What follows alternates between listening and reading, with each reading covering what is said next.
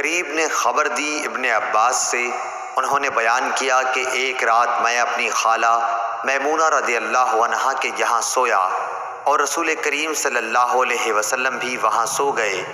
پھر رات کا ایک حصہ جب گزر گیا، آپ کھڑے ہوئے اور ایک لٹکی ہوئی مشک سے ہلکا سا وضو کیا۔ عمرو راوی حدیث نے اس وضو کو بہت ہی ہلکا بتلایا، یعنی اس میں آپ صلی اللہ علیہ وسلم نے بہت کم پانی استعمال فرمایا۔ پھر آپ صلی اللہ علیہ وسلم نماز کے لیے کھڑے ہوئے۔ اس کے بعد میں نے بھی اٹھ کر اسی طرح وضو کیا جیسے آپ صلی اللہ علیہ وسلم نے کیا تھا۔ پھر میں آپ کے بائیں طرف کھڑا ہو گیا، لیکن آپ صلی اللہ علیہ وسلم نے مجھے داہنی طرف پھیر دیا۔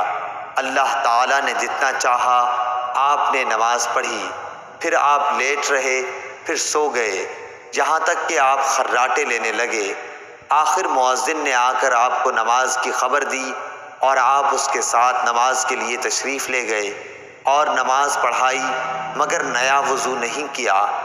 سفیان نے کہا، ہم نے عمرو بن دینار سے کہا کہ لوگ کہتے ہیں کہ سوتے وقت آپ صلی اللہ علیہ وسلم کی صرف آنکھیں سوتی تھیں لیکن دل نہیں سوتا تھا۔ عمرو بن دینار نے جواب دیا کہ میں نے عبید بن عمیر سے سنا، وہ کہتے ہیں کہ انبیاء کا خواب بھی وہی ہوتا ہے۔ پھر عبید نے اس آیت کی تلاوت کی۔